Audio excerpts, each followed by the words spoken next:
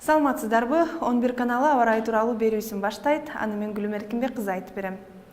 Акыркы күндөрү Индиянын түштүгүндө көпкө созулган аномалдуу жылуулуктун айынан 120дан ашуун киши өмүрүнөн айрылган. Жылуулуктун очогу Телангана жана Андхра-Прадеш болду. Ондогон кишилер болуп көрбөгөндөй күндөн улам адамдарды ысы куруп, денелери күйүп жабыркоодо. Мамлекеттик башкаруу органдары билдиргендей, бардык ооруканалар элдерди кабыл алуу үчүн даяр турушат.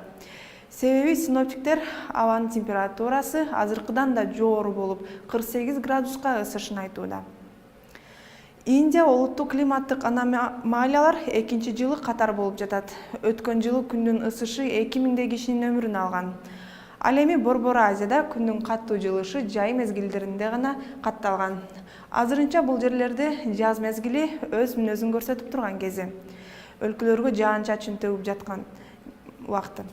Эми бул тууралуу кененирээк айтып берем. Борбор Азияга жакын турган Кытайдын Аксу жана Үрүмчү шаарларында эртең жаан жаа баштайт. Жаан Казакстанда да күч алууда. Астана шаарында асманды булут каптап, кечинде жаан жааса, Алматыда болсо эртеден кечке жамгыр нөшөрлөп жаайт.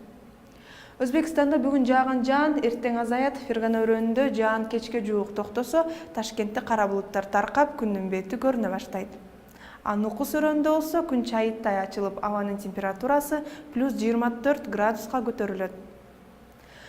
Түркмөнстанда да күн ачылат, абанын температурасы Дашогуз өрөөнүндө +24 градуска жылуу болсо, Борбор калаасы Ашхабадта +26 градуска жогорулайт.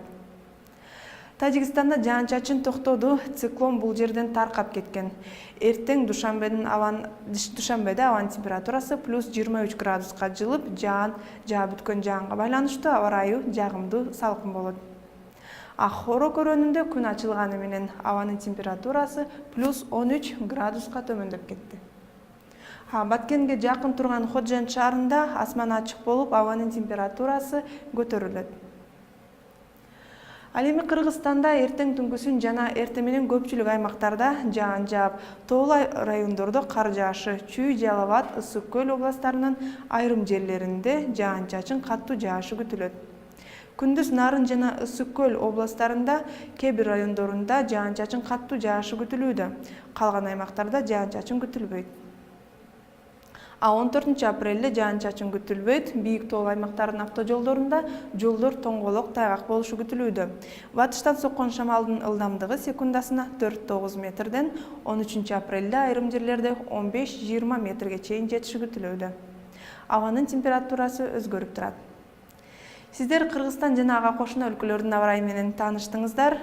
Кол чатыр алуу керекпи же жокпу? Алдын ала 11 каналында билип туруңуздар. Көрүшкөнчө.